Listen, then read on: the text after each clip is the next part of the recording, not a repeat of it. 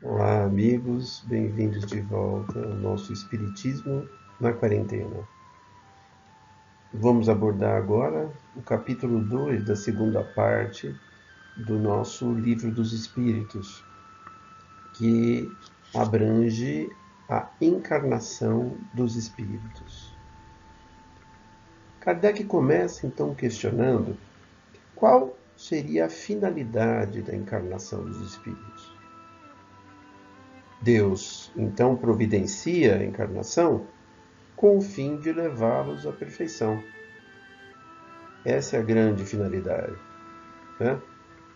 Mas para chegar a essa perfeição, os espíritos então precisam sofrer todas as vicissitudes, as questões, os problemas da existência corpórea. Nisso em que consiste a chamada expiação, que visa o seu progresso.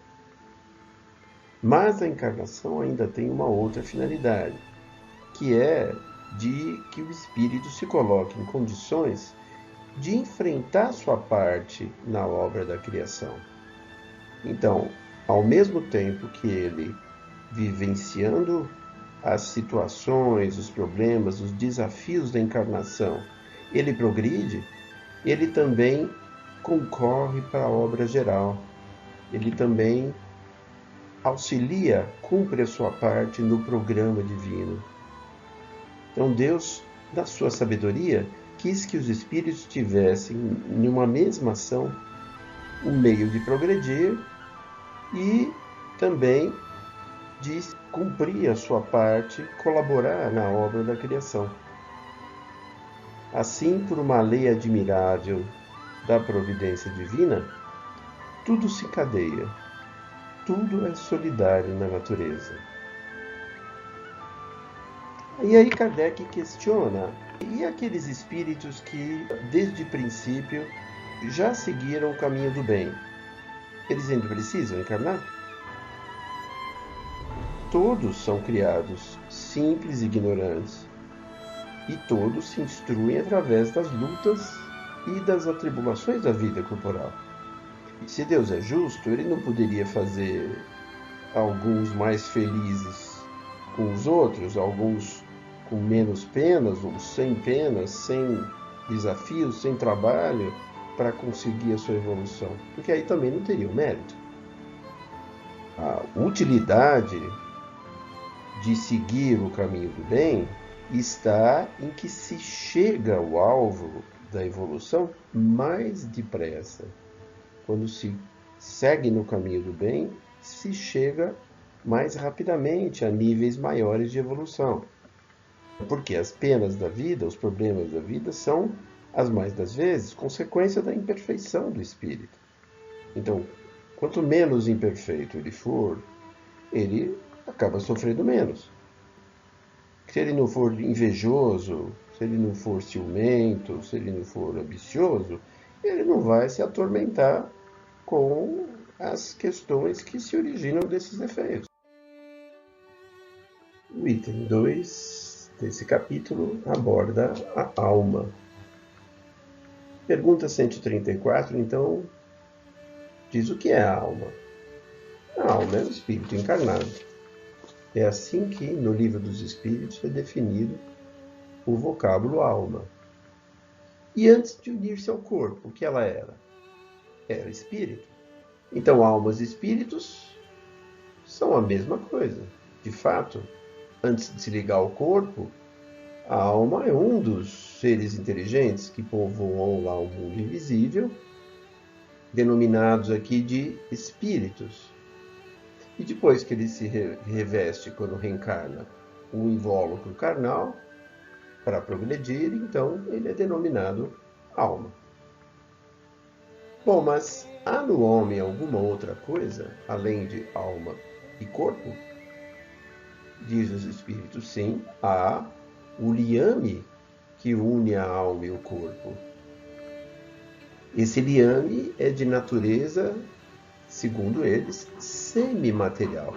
Significa um meio termo entre a natureza do espírito e a natureza do corpo, para que um possa se comunicar com o outro. Então o homem é formado de 3 partes essenciais. Primeiro, o corpo, ser material, como aquele dos animais, e que também é animado pelo mesmo tipo de princípio vital. Segundo, a alma, que é um espírito encarnado, do qual o corpo é apenas a sua habitação. E terceiro, esse liame, chamado de perispírito, um princípio intermediário, uma substância dita semimaterial, mas que serve de primeiro envoltório do espírito com a alma. Assim como a gente tem o fruto, a semente, a polpa e a casca.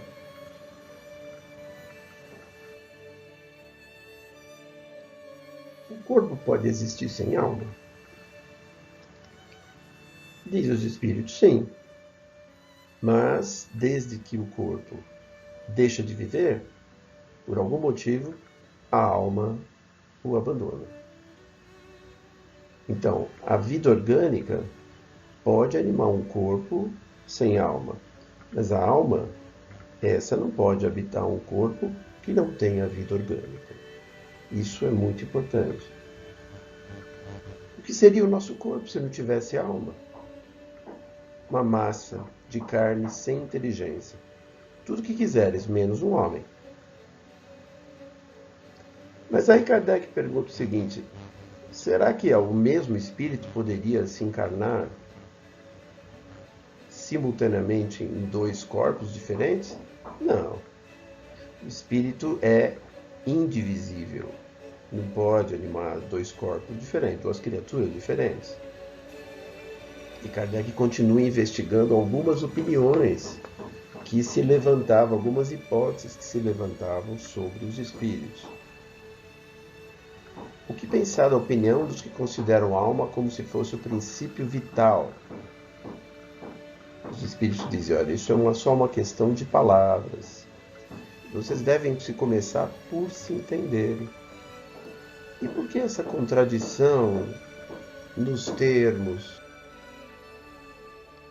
A questão é que a palavra alma ela é empregada para diferentes significados, para exprimir diferentes coisas. Uns consideram a alma o princípio de vida, o princípio vital.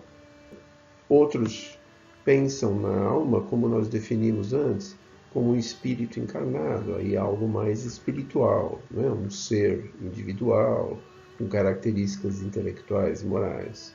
Isso então depende das aplicações, do significado que o espírito queira dar para a palavra e também das ideias terrestres de que esse espírito ainda possa estar imbuído. Isso também decorre da insuficiência da própria linguagem humana, que não tem termos diferentes, dependendo da língua, do idioma, para cada ideia. Por isso que os espíritos superiores chamam essa atenção de que, em primeiro lugar, nós precisamos nos entender quanto ao significado das palavras. Existe a teoria ainda da alma subdividida em tantas partes quanto são os músculos do corpo, presidindo as funções do corpo. Kardec então pergunta, o que pensar disso? De novo, os espíritos dizem, bom, isso depende do sentido que se atribua à palavra alma. Nesse caso, quem está pensando nisso, certamente está considerando como o fluido vital. E nesse sentido, tem uma certa lógica pensar que ele está distribuído pelas partes funcionais do corpo. Mas o espírito em si, esse é indivisível. Ele pode transmitir o movimento a todos os órgãos através de um fluido, mas não que ela tenha que se dividir para isso. Na pergunta 141, se pergunta se há alguma coisa correta na opinião dos que pensam que a alma é externa ao corpo e que o envolve de alguma maneira. Essa é uma pergunta interessante, e os espíritos dizem assim, a alma de fato não está encerrada no corpo, não está limitada pelo corpo como um pássaro dentro de uma gaiola. Ela irradia e se manifesta no exterior.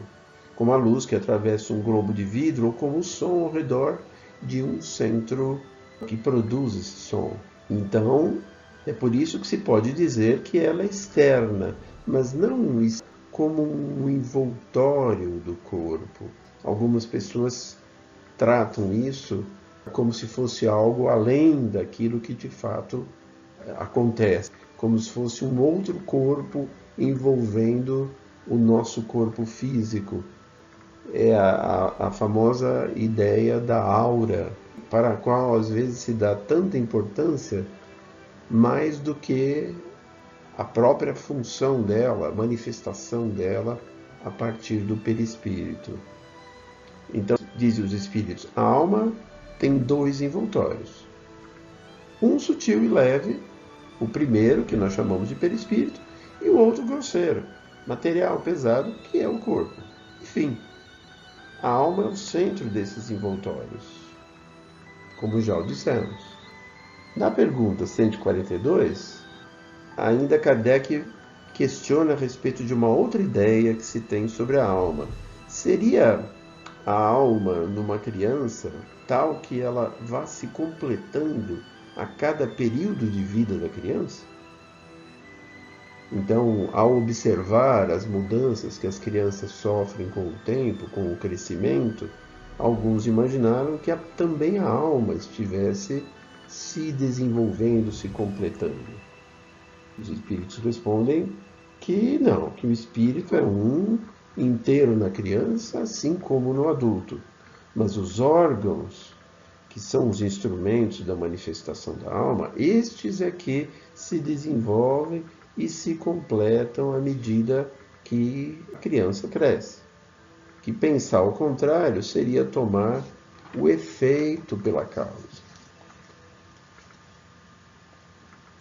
Afinal, por que todos os espíritos não definem a alma de uma mesma maneira? Seria o ideal, não é? Então, os espíritos respondem de um modo muito esclarecedor. Os espíritos não são todos esclarecidos da mesma forma sobre essas questões. Então, há espíritos que são limitados, que mesmo não compreendem coisas mais abstratas, então eles vão se manifestar com as ideias incompletas que eles têm. Por outro lado, há espíritos que são pseudo-sábios, aqueles que, para se impor, isso também como acontece aí no mundo entre os encarnados, esses espíritos fazem rodeios de palavras e usam as palavras de modo a parecerem saber mais do que realmente sabem. Por outro lado, mesmo os espíritos que são mais esclarecidos, eles podem se exprimir em termos diferentes, que não necessariamente têm um significado incorreto, mas que têm a forma diferente. E no fundo, se forem ideias corretas, no fundo tem o mesmo significado. Principalmente quando se trata de questões que a nossa linguagem não tem como esclarecer, não é precisa o suficiente. Então, eles muitas vezes buscam comparações, buscam usar figuras para poder se expressar. Na pergunta 144, há a questão de um termo que se usa que é a alma do mundo. O que seria a alma do mundo? Será que a alma do mundo seria um princípio espiritual encarnado no planeta, não é? Como alguns dizem, o mundo é vivo, embora figuradamente? Os espíritos vão direto na questão. Muitas vezes tem se atribuído uma alma à Terra no sentido de representar o conjunto dos espíritos abnegados que dirigem a vida na Terra, no bom sentido, e que são, de uma certa forma, os prepostos de Deus junto ao globo. Então, eles configurariam a alma do mundo. Então, não propriamente um espírito para o planeta, mas um conjunto de espíritos elevados responsáveis pela condução da vida no planeta. E como é que tantos filósofos, tanto no passado quanto agora, que têm longamente discutido sobre as questões psicológicas, e como é que eles não chegam à verdade? Dizem os espíritos, esses homens, eles eram precursores dos conceitos da doutrina espírita e acabaram, no passado, preparando o caminho. Mas eram homens. E como todos os homens, puderam se enganar. Tomaram a sua luz, as suas ideias, pela verdade. Mas, de qualquer forma, mesmo os erros das suas ideias, os prós e os contras dessas doutrinas, acabam servindo para evidenciar a verdade.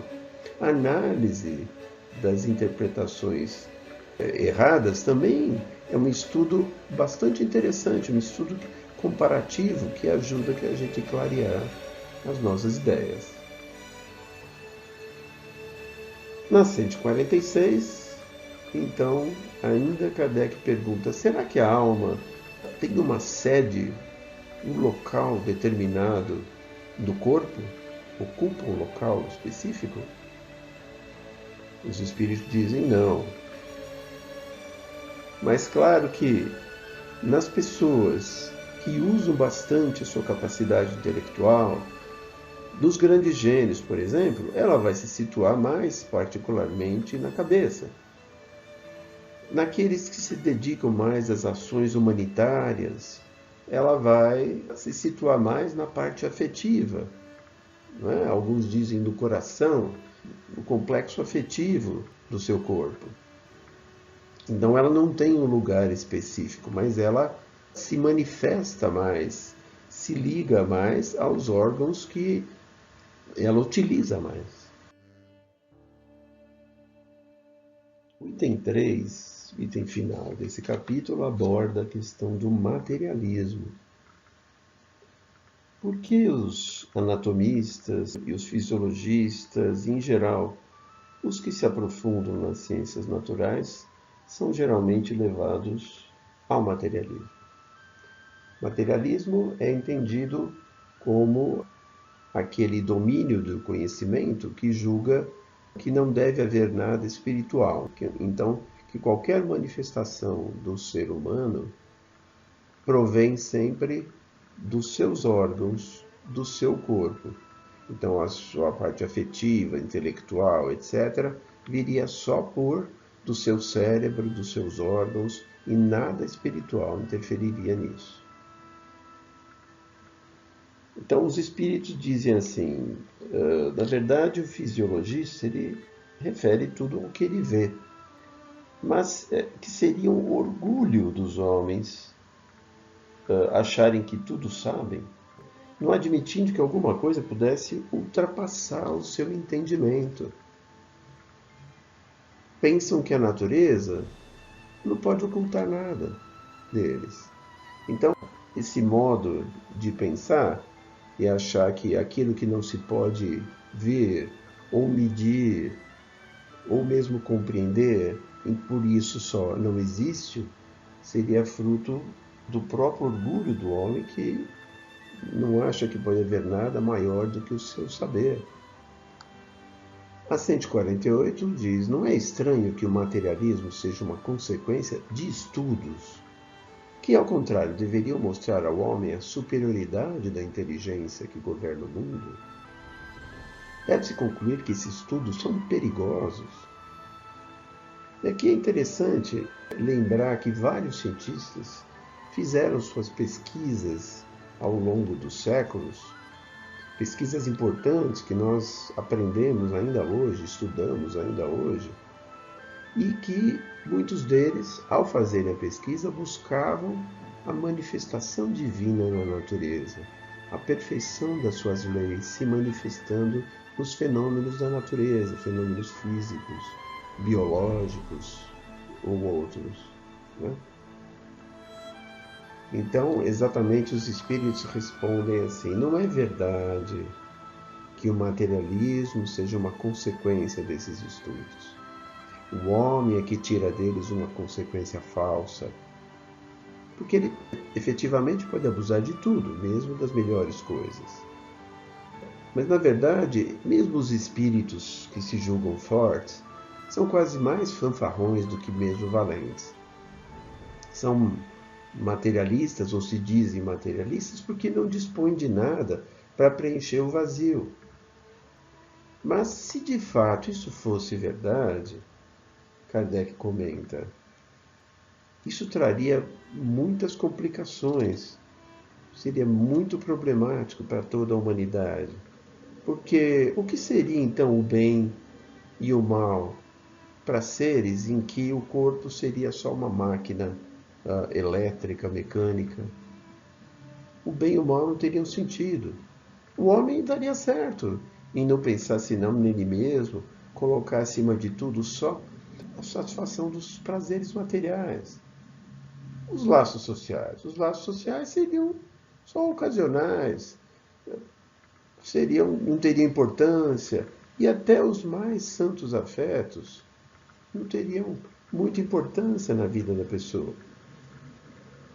Ainda bem que essas ideias estão longe de ser generalizadas, diz Kardec. Ao contrário, elas estão mais circunscritas do que a gente pensa. Porque uma sociedade que fosse fundada sobre essa base traria em si mesma os germes da dissolução. Os membros se despedaçariam entre si, como animais ferozes. Nós vemos isso hoje nos lugares ou entre os grupos em que as ideias baseadas só no interesse material predominam, em que não se valoriza o afeto, a própria humanidade, em que muitas vezes pessoas com essas ideias não se sensibilizam pela dor dos seus irmãos em humanidade e tomam muitas vezes decisões mostrando que não se importam com os outros. Isso é um exemplo do que seria se a doutrina baseada nessa não existência de uma essência espiritual fosse generalizada. Mas as religiões, de uma forma geral, nos ensinam que não pode ser assim. E a razão, alimentada aqui pelo Espiritismo, confirma isso. Claro que só uma existência futura, espiritual, vaga, indefinida, também não nos daria uma segurança. Da mesma maneira que, se nós fôssemos parte de um todo, como no panteísmo, isso também não nos daria uma maior preocupação com os demais. Que nos importaria ter uma alma se depois da morte ela se confundiria com a imensidade, como se fosse uma gota d'água no oceano? A perda da individualidade seria como se fosse nada. Por outro lado, a religião nos ensina que nós vamos ser felizes ou vamos ser castigados, desgraçados, segundo o bem ou mal que nós tenhamos feito. Mas, para que isso fique claro, qual é esse bem que nos espera no seio de Deus? É só uma beatitude, uma eterna contemplação, um cantar louvores para o Criador? Será que é isso que nos estimularia? Por outro lado, qual seria a punição? As chamas do inferno? Então são coisas que nós precisamos refletir, e como essas noções, que também são incompletas, não nos dão segurança quanto ao que vai ocorrer depois da morte, e não tem reflexo eficaz no nosso comportamento, nas nossas atitudes aqui na vida. Dizem muitos, mas ninguém voltou de lá para nos dizer que existe. Ora, nós sabemos que isso é um erro. Nós estamos já bastante acostumados a tomarmos conhecimento das comunicações dos espíritos, contando sua vida, contando a forma de vida no mundo espiritual, contando os efeitos das suas atitudes e como para cada um individualmente aquilo teve consequências. Detalhadamente, são os próprios seres de além-túmulo que nos vêm contar a sua situação, diz Kardec, dizer-nos o que fazem, permitir-nos assistir, por assim dizer, a todas as peripécias da sua nova vida e por esse meio nos mostra a sorte inevitável que nos está reservada, segundo seus méritos ou os nossos delitos. Então, ao fazer isso, o Espiritismo é o mais poderoso auxiliar da religião, o mais poderoso auxiliar que vem reanimar as nossas esperanças vacilantes e nos conduzir ao caminho do bem pelas perspectivas do futuro. O Espiritismo e a ciência se completam. Continue conosco no Espiritismo na Quarentena.